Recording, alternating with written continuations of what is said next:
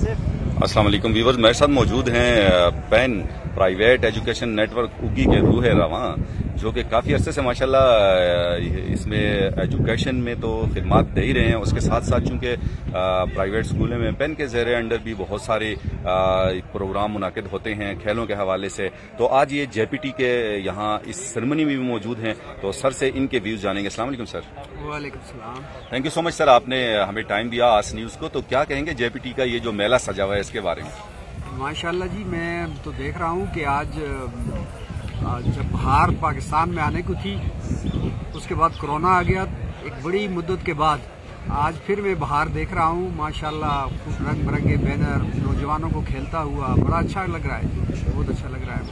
तो JPT की जो इंतजामिया है, आप भी उसका हिस्सा, क्या कहेंगे इनके बारे में?